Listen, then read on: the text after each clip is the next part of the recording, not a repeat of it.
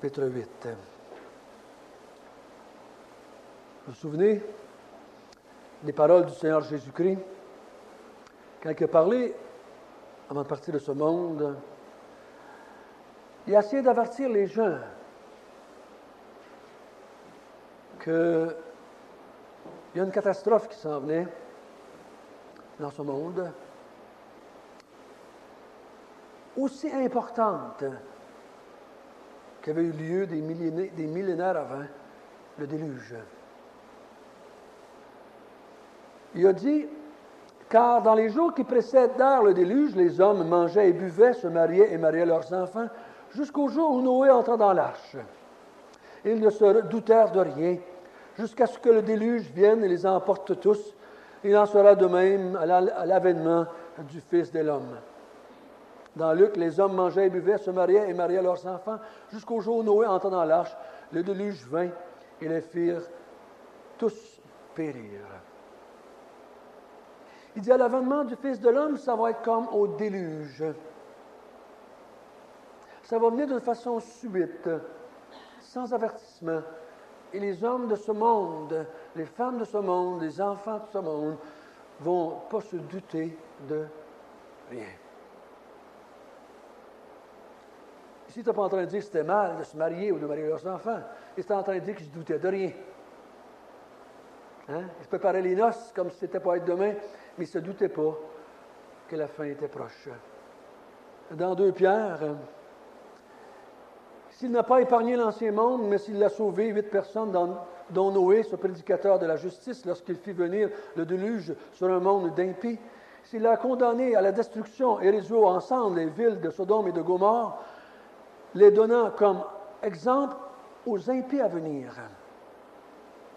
Que Sodome et Gomorrhe et les villes voisines qui se livrèrent comme eux à la débauche et à des vices contre nature sont donnés en exemple, subissant la peine du feu éternel.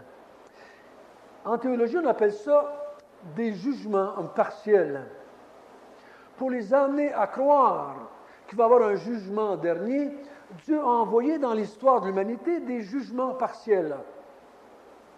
Pour que l'homme finisse par comprendre qu'il y a un grand jugement qui va venir et qui va amener une destruction totale sur l'être humain, Dieu a donné des petits avertissements, des exemples. Si je n'ai pas laissé passer les gens de Sodome et Gomorrhe, je ne laisserai pas plus passer les gens qui font la parade gay à Montréal. Il ne faut pas les laisser passer plus. S'il y en a un que j'ai condamné par le feu du ciel, l'autre aussi va être condamné. J'ai donné un exemple déjà dans le passé de ça. Si les gens du temps de Noé ont été ensevelis sur l'eau, voyez-vous encore ce baptême, cette eau, c'est le même symbole du jugement de Dieu. Il dit, si je les ai détruits un jour, je vais détruire aussi le monde, non par l'eau, mais par le feu, cette fois-là, il dit dans Pierre. Donc, imaginez-vous, et pas là, que vous allez passer droit. J'ai déjà donné des exemples que je ne laisserai pas passer rien. Tout le monde va être puni. Et c'est avec cet arrière-plan de la pensée du monde que l'apôtre Paul dit dans Romains chapitre 8, verset 1, « Il n'y a plus de condamnation maintenant pour ceux qui sont en Jésus-Christ. Il n'y en a plus de déluge à venir pour ceux qui sont en Jésus-Christ. Il n'y en a plus du feu de Sodome et Gomorrhe sur ceux qui sont en Jésus-Christ. Il n'y en a plus de condamnation pour nous. On n'a pas à avoir peur qu'un jour, il va arriver subito presto puis qu'il va venir nous envahir. On n'a pas à avoir peur de cela. Quand il dit « Je viendrai comme un voleur », on n'a pas peur, nous autres. On ne sait pas plus que les autres quand il va venir. Mais on n'a pas peur. Pourquoi qu'on n'a pas peur? On sait qu'il s'en vient, on l'attend. On n'a pas peur. Il va nous surprendre, on va dire « Ah! Enfin, il est arrivé. » C'est ça qu'on va dire. « Enfin, il descend du ciel. » On est content qu'il arrive. Parce qu'on l'attend. On a hâte que ça arrive. Et les autres, ils ne savent pas qu'il va venir. Ils ne savent certainement pas qu'il va venir pour les détruire. Certains se sont trompés eux-mêmes en pensant qu'il va venir, mais pour les chercher aussi. Mais ils vont être surpris. Parce qu'ils ne se sont pas abrités sur la personne de Jésus-Christ. Et on a commencé à voir ça ensemble, qu'il n'y a plus de condamnation pour nous. J'avais mis un petit exemple là, quelque part. Attendez, donne-moi un petit peu. Si je peux le trouver. Juste pour que vous puissiez voir avec moi.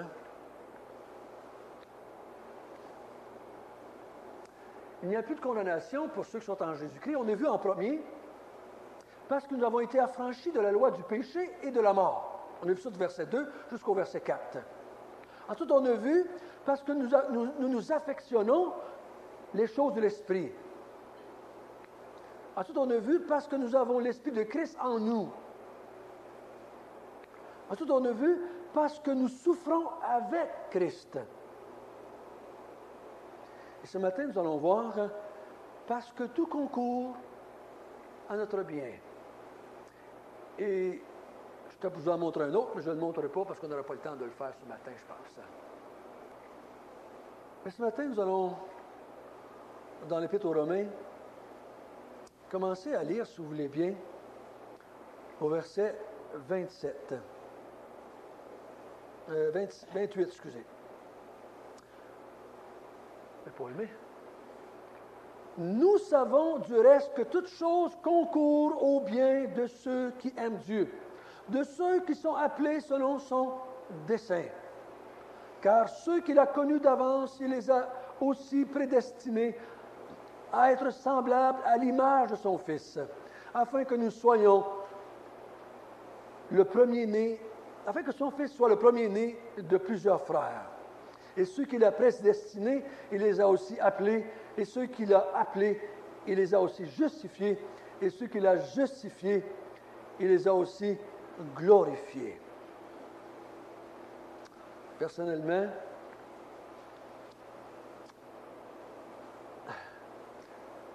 c'est les deux versets que j'apprécie presque les plus dans le Nouveau Testament.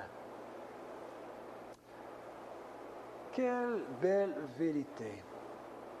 Quand j'ai découvert cette vérité-là, plusieurs années après être sauvé,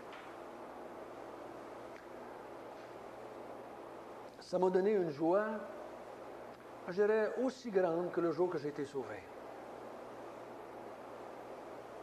Parce que là, je découvrais des choses qui, pour moi, étaient phénoménales, qui étaient grandes. Et ça m'a enlevé des craintes dans ma vie, ça m'a enlevé des doutes, ça m'a enlevé de l'incompréhension, ça m'a donné aussi un paquet de réponses à un paquet de questions. Et j'espère que ça va vous aider aussi ce matin. Quand nous disons que tout va bien, qu'est-ce que nous voulons dire? Quand quelqu'un vous demande « ça va-tu bien? » « Ah oui, tout va bien. » Qu'est-ce qu'on veut dire par là, dans ce temps-là?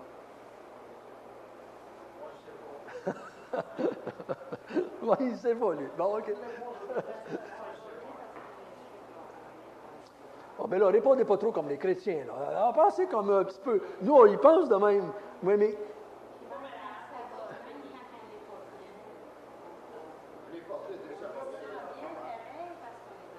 OK. Disons, en règle générale, dans le monde, oublions un petit peu qu'on a une règle générale, avant d'être chrétien, et les non-chrétiens, et des fois peut-être aussi en tant que chrétien, quand on dit « ça va bien », on a souvent en pensé quoi? On est en santé, souvent c'est ce qu'on pense. On pense. Il y a d'autres choses aussi. On a de l'argent, on a une bonne job, on a de l'argent. Ça va bien du côté financier. Il fait beau. Moi, il y en a qui pensent qu'il fait beau. Ça va bien, il fait beau aujourd'hui. Je m'en vais en vacances. La famille va bien. Ça va bien avec nos enfants. Ça va bien avec notre conjoint. Ça va bien. On est en congé. On a une vacance de planifier là, qui s'en vient. On s'en va dans des pays chauds. Ça va donc bien, notre affaire. Tout ça, ça la mal.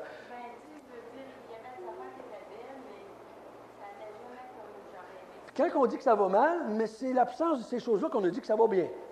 Oui. La santé n'est pas là, la mort, la perte de l'emploi, le gouvernement. Si on aurait vu les gens qui faisaient des protestations cette semaine, on aurait dit « ça va-tu bien chez vous? » Ils auraient dit « oh non, ça va pas bien. Ça va mal. » C'est pour ça que notre vie, elle a des hauts et des bas. Ça vient et ça va. Puis souvent, quand à cause de cela, je vais vous donner l'exemple d'une femme, la femme de Yves Descaries, je vais la nommer parce que c'est passé sur Internet, dans le sens que tous les chrétiens le savaient. Ceux qui étaient à plein Internet, ce n'était pas un secret. La femme d'Yves Descaries, elle est diabétique, elle est pas mal fort. Et l'année passée, ou il y a 2 ans, elle a eu une période de 1 an très difficile physiquement. Elle a fait 2-3 infarctus. Elle a été opérée à 2-3 reprises. Elle a fait des pneumonies à répétition. Elle a eu une année épouvantable. Et si vous la voyez aujourd'hui, elle a un trou avec une machine chouette dans le fond pour parler. Puis quand elle parle, ça sonne la canne de conserve. Et pendant qu'elle était à l'hôpital, elle a dit à son mari, « Où est-ce qu'il est Dieu, donc? Où est-ce qu'il est Dieu, donc? Pourquoi est-ce qu'il s'acharne toujours sur moi? »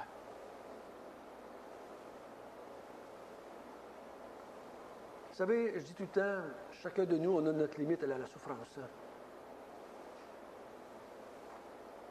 Dépendamment de la maturité qu'on est rendu, dépendamment des capacités qu'on a, on est limité dans notre capacité de supporter la souffrance. Oh, je peux avoir mal à mon doigt, puis je ne questionne pas Dieu. C'est pas grave, c'est juste un petit doigt. Dans le fond, il m'en a une autre qui fonctionne bien. Mais rendu à 2-3 infarctus, puis l'opéré pour les poumons, pour la maladie, puis que je n'étais plus capable de parler, puis que tu es couché là, puis tu es affecté pour le restant de ta vie. 1 an couché sur le lit d'hôpital avec des plaies de lit. Tout d'un coup, tu te demandes des questions, tu te poses des questions. Tu t'interroges.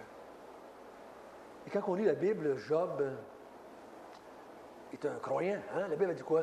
C'était le plus grand des croyants dans ce temps-là. C'est mon meilleur, disait Dieu. C'est mon pire. Regarde, il est intègre et juste. Et sa femme, je comprends que sa femme, elle devait être aussi une croyante. Elle devait être une femme qui croyait en Dieu, comme son mari. Ça lui a pris moins de temps que son mari de s'emporter. Après qu'elle ait tout perdu tous leurs biens, ça faisait partie de la richesse tout à l'heure qu'on a parlé. Ça va bien, il y a de l'argent en masse. Tout d'un coup, il a passé après 7 enfants qui sont morts. 7, de coup sec, paf, la même journée. Moi, j'ai trouvé ça dur. 7. La même journée que tu perds tout ton argent. La même journée. C'est pas sur une période de 2 ans. Qu'est-ce que vous feriez, mes frères et sœurs? Comment vous sentiriez le soir si ça arrivait dans votre vie aujourd'hui? Vous perdez tout ce que vous avez. Vous perdez tous vos enfants en même temps. Qu'est-ce que vous faites? Crachez pas trop haut. Mon père dit d'habitude, ça nous retombe sur la tête. Pas facile. Pas facile. Et la femme de Job a dit, un peu plus loin, maudit Dieu et meurt qu'on en finisse. Job a été un peu plus long, lui. Dieu est bon, il dit, Dieu est bon. Dieu m'a donné, Dieu a repris. Dieu soit la joie de Dieu. Dieu est bon, Dieu est bon. Après une secousse, mais pourquoi tu fais ça donc? Et là, si je passerais en justice avec toi, je gagnerais. Pourquoi tu fais ça, Seigneur? Puis pourquoi? Puis pourquoi? Puis pourquoi? Il ne questionnait pas Dieu, il ne questionnait pas dans le sens si Dieu existait. Ben non. Il se posait des questions, pourquoi ça y arrivait à lui, toutes ces choses-là? Parce que lui, après, il avait perdu la santé aussi. Assis sur un tas de cendres, la Bible nous dit, avec un morceau de vitre dans les mains, puis il se grattait tellement ça le démanchait, de la tête aux pieds. Comment tu te sentirais, mon frère, ce matin, comme cela? Oh, je bénis Dieu. Je bénis Dieu que je ne suis pas dans cette situation-là. Aujourd'hui, je bénis. On dit tout le temps, la grâce vient quand l'épreuve vient. On dit que la puissance, on n'a pas besoin quand on n'a pas à s'en servir.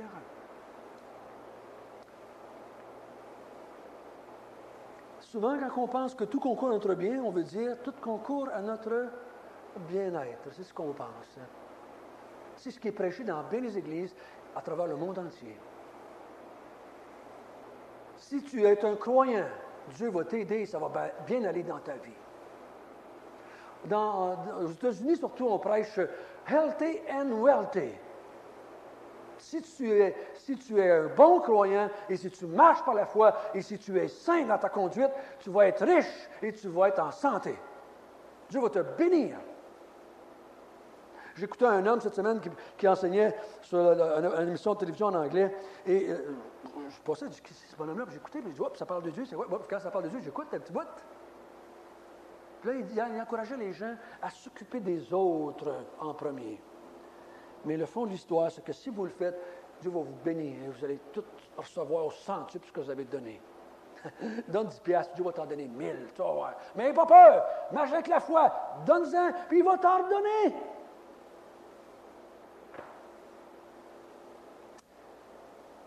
Tout concourt à notre bien, dit le verset.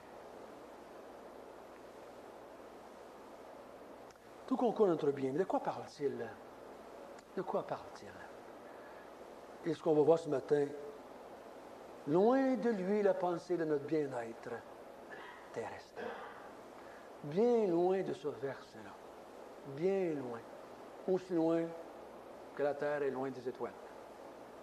Ce n'était pas dans la pensée de Paul quand il a écrit ça, et donc pas dans la pensée de Dieu, parce que c'est Dieu qui a poussé Paul à l'écrire. Ce n'était pas dans sa pensée. Ça ne veut pas dire qu'il ne donnera pas du bien-être à ses enfants, mais ce n'était pas ça qu'il parlait ici. C'est pas ça qu'il parlait ici. Parce que vous êtes assez intelligent pour savoir qu'à travers l'histoire de l'Église, il n'y en a pas un qui a eu le même bien-être matériel. Il y a des chrétiens qui sont morts dans la misère, malades, dans des pays communistes, mangés par les rats. C'est des enfants de Dieu pareils comme vous et moi. Puis il y en a d'autres chrétiens qui sont morts d'un million. Couchés dans des boulettes, des draps de satin. Puis t'as pas pire chrétien que les autres. Donc, c'est pas ça qu'il parlait ici. Parce que sans ça, la parole de Dieu, c'est pas vrai. Parce qu'ici, ça s'adresse à tous les enfants de Dieu. Ça ne passe pas juste à une partie de l'histoire ou juste à un pays. Ça s'adresse à tout le monde. Tout concourt au bien de ceux qui aiment Dieu. De quoi il parle? On va commencer par le mot « tout ».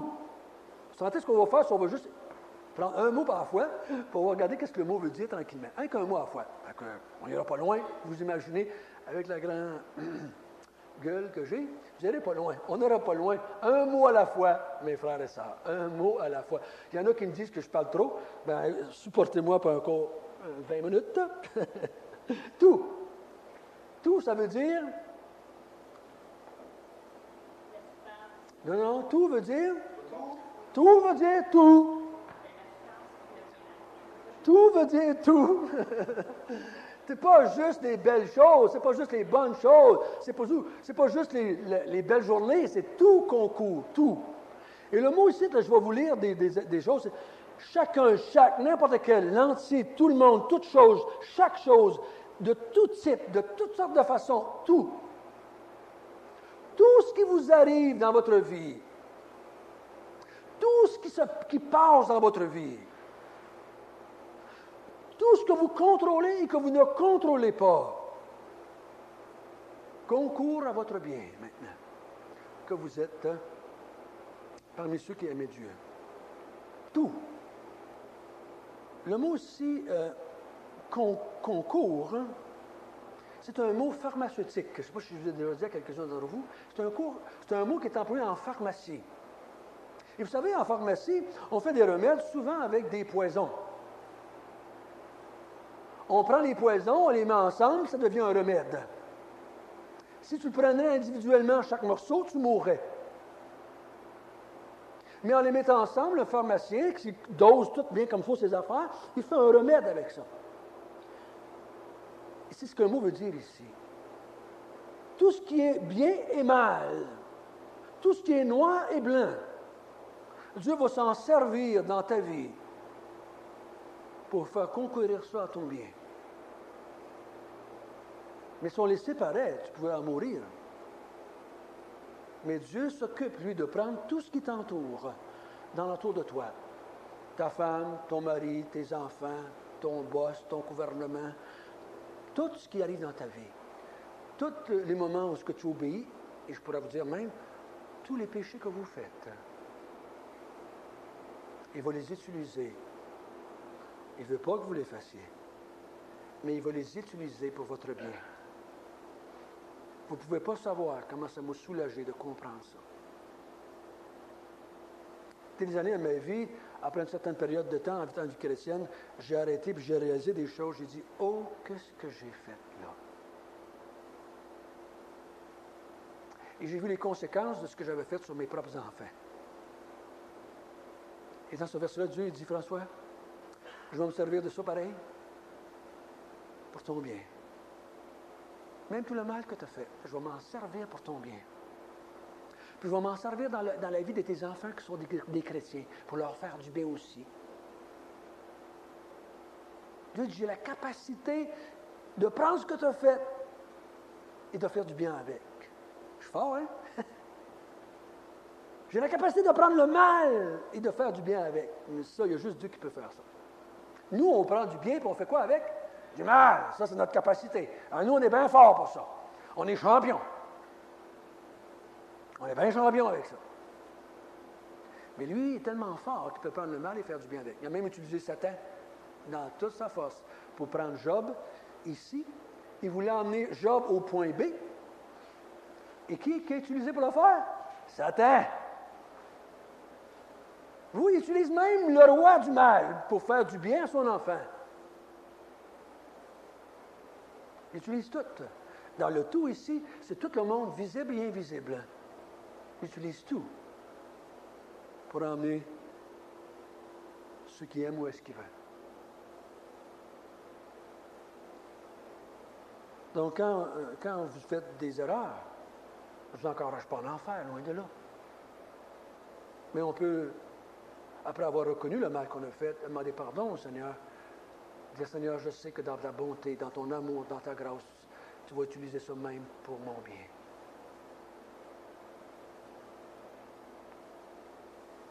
Parce que des fois, le chrétien, des fois, c'est vous qu'est-ce qu'il fait? Quand il ne comprend pas ce verset, c'est ce qu'il fait. Il a tendance à lever le tapis et à envoyer ses affaires en dessous du plancher. Il envoie ses péchés en dessous du plancher, en dessous du tapis, puis il ne regarde pas parce que c'est trop laid, ça, cette affaire-là. Il ne veut pas les avouer, il ne veut pas les regarder, il ne veut pas en parler, parce que c'est trop laid, mais ça en dessous du plancher. Mais quand on comprend ce verset-là, on n'a pas peur de parler ce qui nous arrive. On n'a pas peur de parler de nos péchés. On n'a pas peur de dire, de confesser devant le Seigneur et d'en parler avec les autres, de dire, hey, c'est mal ce que je fais là. Et je l'ai confessé, je l'ai reconnu, mais Dieu va utiliser ça dans ma vie pour me faire grandir. Le mal que vous faites, le comprend le mal que vous faites, il va utiliser ça dans la vie de votre femme pour la faire grandir, et vice-versa. Et même avec vos enfants qui font le mal, il va l'utiliser dans votre vie pour vous faire du bien. C'est fort, hein? Ce matin, il m'est arrivé toutes sortes de péripéties, ce matin, et en tout cas, je ne vous conterai pas tout ça, mais j'ai dû aller sur le voisin d'en face, dans le fond de la cave, chercher les clés dans le sac à dos de ma fille qui était couchée avec le voisin. C'est pas mal ici, ça. Tu es un enfant de Dieu, pas mal. Tu sais que c'est pas la bonne chose. Tu sais que c'est pas correct.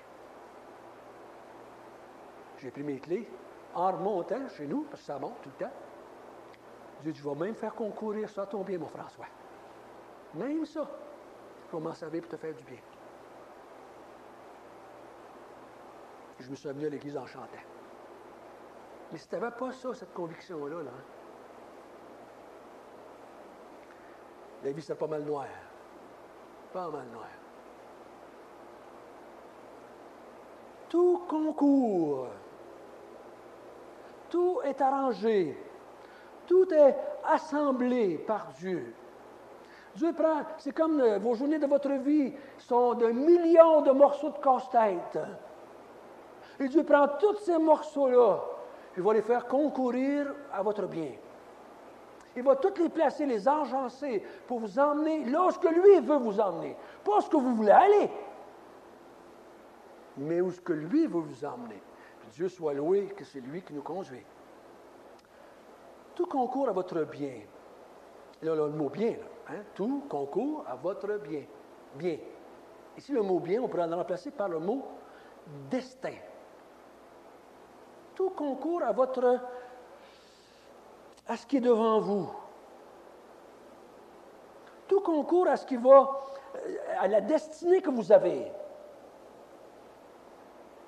Tout concourt à ce que Dieu a planifié dans votre vie va s'accomplir à 100%.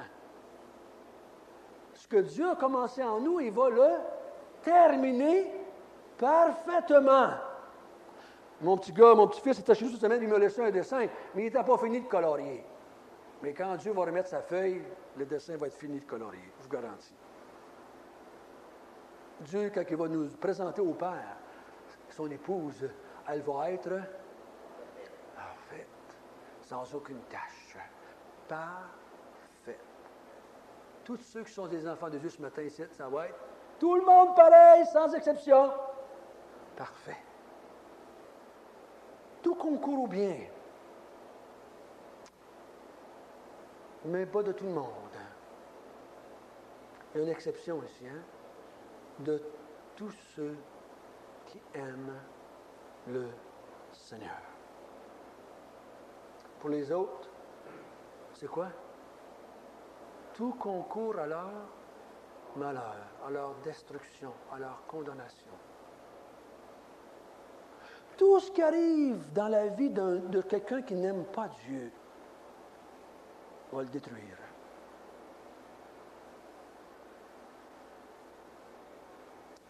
Tout ce qui arrive, il va le voir plutôt comme quelque chose qui amène du bien dans sa vie, c'est comme quelque chose qui amène du mal dans sa vie. Avant d'être chrétien, moi, je disais, la société dans laquelle nous vivons, c'est un bordel. Il me semblait que tout tournait mal dans ce monde fichu dans lequel je vivais.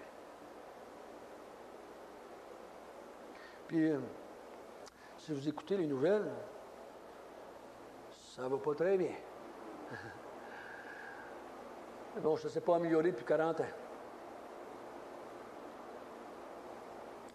Mais ceux qui aiment Dieu, c'est qui ceux-là, ça? C'est qui aime Dieu? Ceux qui aiment Dieu.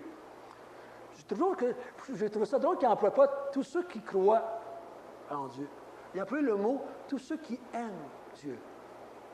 Voyez-vous une différence, vous autres? Pourquoi il dit ça? Pourquoi il a utilisé le mot tous ceux qui aiment Dieu?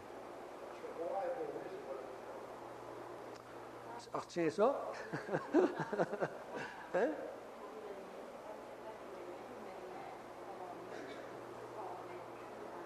OK. Donc, si on croit, on aime. Mais pour aimer, il faut croire avant. C'est ça que tu dis, toi? OK. D'autres façons de voir? Satan, il croit en Jésus, mais il ne l'aime pas. OK. Donc, la Bible dit que le diable croit à l'existence de Dieu, mais il tremble. Il ne l'aime pas, lui. Hein? Pour le connaître, il faut payer un montage. Oui. Je crois que si on avait le temps ce matin de regarder celui qui m'aime, hein, Jésus a dit, celui qui m'aime, c'est celui qui garde mes commandements. Dans 14, on va voir ça dans Jean 14, ceux qui sont là mercredi soir. Oups, là on dit, oups, ceux qui gardent ses commandements. Là tu mets les 10, tu penses que tu mets les 10, là, 1 à 10, là, hein? Tu connais tous les 10 commandements par cœur? Alors ça serait beau maintenant d'essayer de les dire, les 10, hein? Et ceux qui m'aiment, ceux qui gardent mes commandements, c'est ça que ça veut dire? Oups, là, on a des problèmes. Là, on dit, ouais, je l'aime pas beaucoup. Parce que je ne les fais pas toutes. Hein? Celui que je fais une journée, je ne le fais pas le lendemain. Qu'est-ce qu'il veut dire? Nous, quand on lit commandements, savez-vous comment est-ce qu'on pense? On pense comme des anciens catholiques. Quand on dit, celui qui m'aime, celui qui observe mes commandements, on pense tout de suite 10 commandements de Dieu. Mais c'est pas ça que Jésus parlait. C'est ça qu'il parlait. Il parlait juste de ce qu'il venait de dire. Ceux qui font le cours de Sambec, dans le contexte, il ne parlait pas des 10 commandements de Dieu. Dans le contexte, il parlait de ce que lui venait de dire, lui. Il parlait de ce que ces commandements qu'il venait de donner, lui. C'est un petit peu différent des 10 commandements. Selon ma compréhension, ceux qui aiment Dieu, c'est ceux qui ont aimé le Fils. Et ceux qui ont aimé le Fils, c'est ceux qui ont cru au Fils. C'est la même affaire. Ceux qui aiment Dieu croient au Fils, et ceux qui croient au Fils aiment Dieu. Ça veut dire la même chose. Tu ne peux pas aimer Dieu sans croire au Fils. Et tu ne peux pas croire au Fils sans aimer Dieu qui l'a envoyé. Donc, un ou l'autre, c'est des synonymes dans la parole de Dieu, je crois. Donc, et tous ceux qui croient au Fils, dans le bon sens du mot, pas tous ceux qui croient à son existence, ceux qui croient en lui comme envoyé sur la terre, Dieu lui-même qui est venu se sacrifier pour nous sauver. Hein?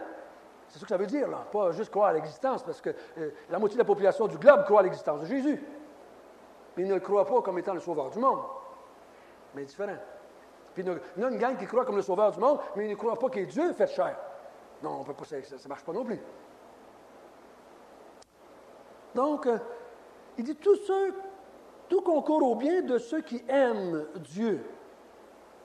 Et Dieu, il va nous donner dans les moments qui suivent, Dieu a un plan pour votre vie. Dieu a un dessein. Dieu a fait un plan de votre vie. Dieu a quelque chose dans votre vie qui a planifié, qui a organisé, qui a structuré avant que vous veniez au monde. Avant que la terre et le monde soient bâtis, créés. Dieu a dit, j'ai fait le plan de ta vie. Il l'a écrit. Il a fait le plan de ta vie. On ne s'en va pas à l'aveuglette avec Dieu. Personnellement, je n'aime pas ça, mon aveuglette non plus. Mais lui, il dit, je ne t'en vas pas à l'aveuglette. Moi, j'ai fait un plan pour ta vie. Et du tout concours à accomplir le plan que j'ai pour ta vie. Sans toi, je ne peux rien faire. Donc, j'ai sauté dans son bateau, j'ai dit, vas-y. Une fois, ma fille était partie de la maison la plus vieille, elle avait pris un petit appartement à Val-d'Or. Puis là, tout d'un coup, pour des raisons que j'étais trop long d'énumérer, elle voulait s'en revenir à la maison. Fait qu'on s'est rencontrés au Tim Hortons, on a pris un café. Elle n'en buvait pas, fait qu'elle a pris une petite. J'ai dit, ma fille, j'ai dit, je suis bien d'accord à ce que tu reviennes à la maison. Mais si tu veux embarquer dans mon bateau, je vais te dire ce que mon bateau s'en va. Parce que je ne voudrais pas t'embarquer sur mon bateau puis que tu t'en ailles pas à même place que moi. Ça serait triste pour toi, puis ça serait triste pour moi. Enfin, j'ai dit, puis là, je te demandais si tu reviens à la maison, bien, que tu comprennes bien ce que je m'en vais, ce que je veux atteindre dans la vie. Parce que j'ai un plan pour ma vie. Avec Dieu, j'ai un plan pour ma vie. Et j'ai dit, et en plus de ça, je vais aller un peu plus loin. Si tu embarques dans mon bateau, tu vas m'aider à aller où ce que je veux. Ben, je pense que je vais regarder mon appartement. Ben, j'ai dit, bien content pour toi. Et Dieu dit, quand moi j'ai embarqué dans le bateau de Dieu, Dieu m'avait dit avant, j'ai un plan pour toi. Je suis le maître à bord, je suis le Seigneur, je suis le roi. Et si tu embarques dans mon bateau, voici ce que je m'en vais. Es-tu d'accord avec mon plan? Je suis sûr qu'il y en a qui débarquent du bateau tout le temps. Parce qu'ils n'ont pas compris le plan. Là, ils disent, oh, ça ne va pas dans la même direction que nous autres, on débarque. Parce qu'ils n'avaient jamais compris dans quoi ils avaient embarqué. Dieu dit, j'ai un plan pour ta vie, François. Au verset 28, il dit, il nous a appelés. Première chose qu'il dit, il nous a appelés. Ceux qu'il a appelés selon son dessein. Ceux qu'il a appelés. Ça veut dire, le mot là, c'est un mot qui veut dire choisi, divinement sélectionné. Il dit, je vous ai choisi avant la fondation du monde. J'ai fait un choix bien arrêté sur ta personne. Je t'ai choisi, je t'ai appelé. Le mot, c'est un mot, je t'ai invité à un banquet. Tu as reçu une invitation personnelle pour venir avec moi. Je t'ai choisi. Avant la fondation du monde, j'ai décidé, j'ai écrit ton nom et j'ai un plan pour ta vie. J'ai un plan pour toi. Et ça s'est fait avant que vous naissiez. Dieu a fait un choix. Ce n'est pas l'appel, on va voir plus loin l'appel par l'évangélisation, ce n'est pas ça qu'il parle ici. Il parle de l'appel, du fait que lui a fait un choix dans son omniscience de voir l'humanité devant lui. Il a fait un choix parmi ceux qui naîtraient.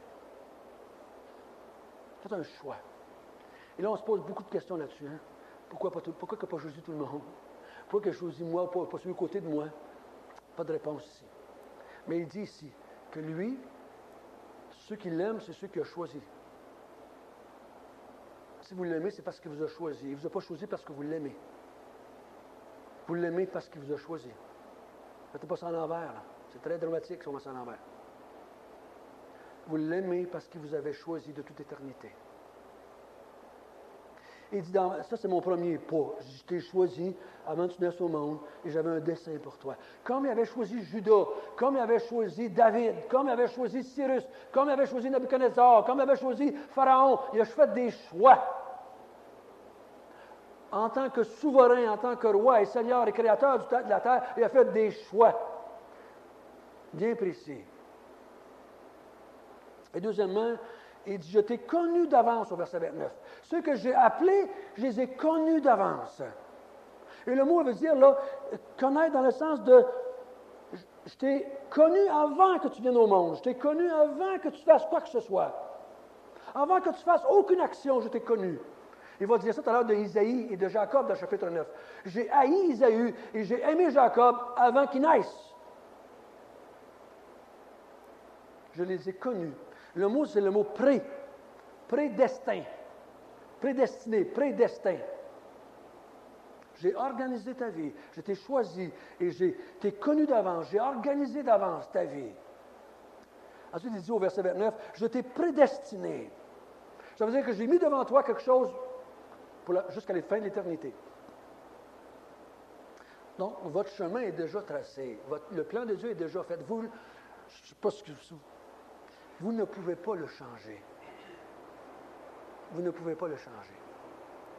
C'est bien mieux comme ça. Tout ce que vous feriez à faire, c'est de briser.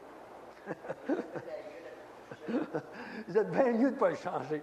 Parce que lui, ce qu'il a fait, c'était parfait. Parfait. Et je t'ai prédestiné. Donc, il dit, je t'ai appelé, ou je t'ai choisi, je t'ai connu, je t'ai prédestiné. Ensuite, il dit quoi? Là, je dis, je t'ai appelé. J'ai envoyé quelqu'un de ta vie qui t'a appelé en mon nom. Et qui t'a répondu? Oui. Pourquoi tu as répondu oui quand quelqu'un t'a appelé de l'Évangile? Toi, tu peux en avoir appelé des milliers aux côtés qui n'ont pas répondu. Mais quelqu'un t'a appelé, toi, et tu as répondu. Pourquoi tu as répondu? Parce qu'il t'avait choisi, parce qu'il t'avait connu, parce qu'il t'avait prédestiné. C'est pour ça que tu as dit oui. C'est pas à cause que tu as dit oui qu'il a fait les autres affaires, mais c'est à cause que tu as fait les autres affaires que tu as dit oui finalement. Je t'ai appelé et tu as dit oui. Et je t'ai aussi, ensuite ça, justifié. Ça, c'est la 5e étape. Je t'ai justifié. Tu as dit oui et je t'ai déclaré juste. Et tu vas rester juste pour l'éternité.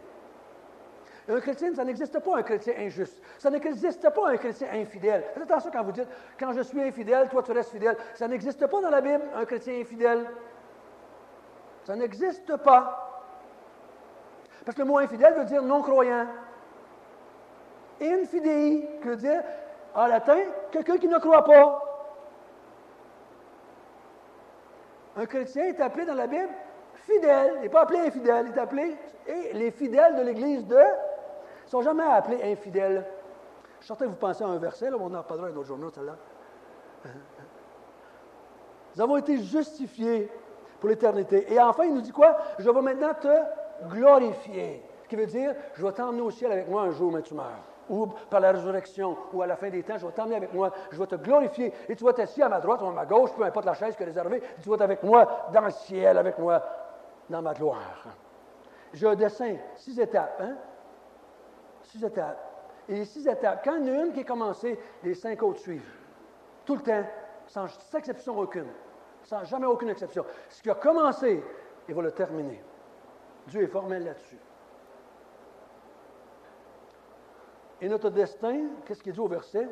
C'est de devenir semblable à Jésus. C'est votre bien-être, alors tout concourt au bien. C'est le mot, c'est tout concourt au fait que vous allez devenir comme Jésus un jour. Dieu a dit, je prends François, et mon but avec lui, c'est qu'un jour, il soit semblable à Jésus-Christ.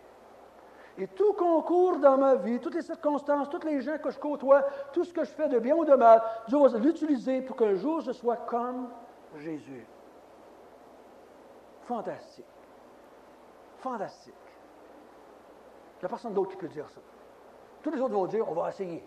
Dieu lui a fait une déclaration formelle. Je vais le faire. Je vais le faire. Donc ce matin, peu importe où est-ce que vous êtes dans votre vie chrétienne, peu importe ce que vous êtes rendu, si vous êtes un de ceux qui aimaient Dieu, qui avaient cru en Jésus-Christ, l'envoyé de Dieu, tout concourt à votre bien. Mais le bien, c'est de devenir comme Jésus. Et ça peut être passé par toutes sortes d'événements sur la terre qui peuvent être positifs ou négatifs à nos yeux. Mais c'est toujours positif pour Dieu. Pour le chrétien, tout est positif. Une fois, je parlais avec des gens qui croient à la pensée positive. François me demande, François, tu crois tout ça à la pensée positive? Je dis certainement. Certainement que je crois à ça. Ah ouais, c'est intéressant. Ben, je ne peux pas faire autrement, je suis un chrétien. La pensée positive, je l'ai. Je suis positif à la planche. Tout concourt à mon bien, mon ami. Tout concourt. N'importe quoi qui arrive, ça va faire mon bien en la vie. Ah ouais, de quoi tu parles là? Ben, on va pas. Tout concourt à mon bien. Oui ou non? Lui, il n'est même pas capable de dire ça, même s'il a pensé positif. Il est même pas capable. Il faut qu'il pense positif pour que ça devienne positif. Moi, je n'ai même pas besoin de penser positif. À cause que j'ai cru, c'est positif pour moi. Que le Seigneur puisse nous aider ce matin à se réjouir là-dessus. Si ça vous passez par des temps noirs, des fois, des temps difficiles, des doutes, écrivez ça sur le mur devant vous autres, ce verset-là, ces deux versets-là. Écrivez sur le mur, puis réalisez-le. Tout concourt à mon bien. Tout concourt à mon bien. Tout ce qui m'arrive, de ce que moi j'appelle positif ou négatif, va finir par m'emmener à être comme Jésus-Christ. Sans exception à la règle. Prions ensemble. Notre Père du ciel, nous te bénissons pour ces quelques versets. Nous te glorifions. Si on pouvait dire, nous t'aimons davantage, on le dit. Ô Seigneur, que c'est encourageant, que c'est rassurant, que c'est calmant. Le plan de notre vie en tant que tes enfants, c'est de devenir comme Jésus-Christ. Et ce plan-là s'exécute par ta main et non pas la nôtre. Nous t'en glorifions pour cela. Au nom de Jésus. Amen.